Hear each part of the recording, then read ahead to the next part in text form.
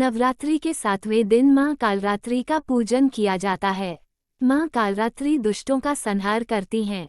इनका रूप देखने में अत्यंत भयंकर है, परंतु ये अपने भक्तों को हमेशा शुभ फल प्रदान करती हैं, इसलिए इन्हें शुभंकरी भी कहा जाता है। शरीर का रंग घने अंधकार की तरह एकदम काला है। नाम से ही जाहिर है कि इनका रूप भयानक है। सिर के बाल बिखरे हुए हैं और गले में विद्युत की तरह चमकने वाली माला है। अंधकार में स्थितियों का विनाश करने वाली शक्ति है कालरात्रि। काल से भी रक्षा करने वाली यह शक्ति है। इस देवी के 3 नेत्र हैं। ये तीनों ही नेत्र ब्रह्मांड के समान गोल हैं। इनकी सांसों से अग्नि निकलती रहती है। ये गर्दभ यानी गधे की सवारी करती हैं। ऊपर उठे हुए दाहिने हाथ की वर मुद्रा भक्तों को वर देती है। दाहिनी ही तरफ का नीचे वाला हाथ अभय मुद्रा में है, यानी भक्तों हमेशा निडर निर्भय रहो। मां के केश खुले हुए हैं और गले में मुंड की माला धारण करती हैं। इनके नाम का उच्चारण करने मात्र से बुरी शक्तियां भयभीत होकर भाग जाती हैं। मां कालरात्रि की कथा इस प्रकार है। पौराणिक कथा के अनुसार रक्तबीज नाम का एक बहुत ही शक्तिशाली और उपद्रवी राक्षस हुआ करता था। मनुष्य के साथ देवता भी इससे परेशान थे।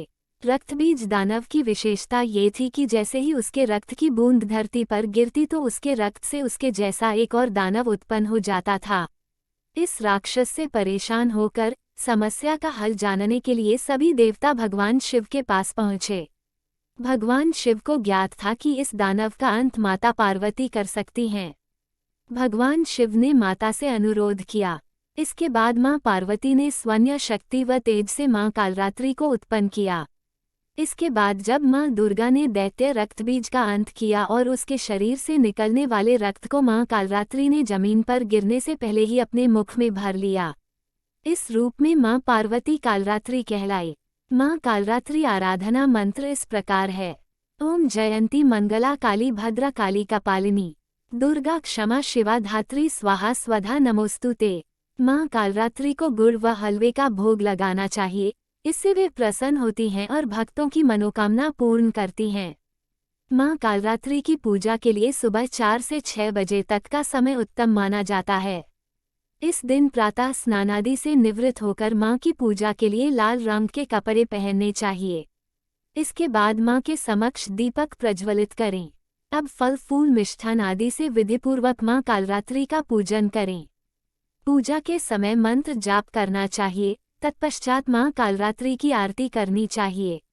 इस दिन काली चालीसा, सिद्धकुंजिका स्तोत्र, अर्गला स्तोत्रम आदि चीजों का पाठ करना चाहिए। इसके अलावा सप्तमी की रात्रि में तिल के तेल या सरसों के तेल की अखंड ज्योति भी जलानी चाहिए। कालरात्रि की उपासना करने से ब्रह्मांड की सारी सिद्धियों के दरवाजे खुलने लगते हैं और तमाम असुरी शक्तियां उनके नाम के उच्चारण से ही भयभीत होकर दूर भागने लगती हैं। इसलिए दानव, दैत्य, राक्षस और भूत प्रेत उनके स्मरण से ही भाग जाते हैं।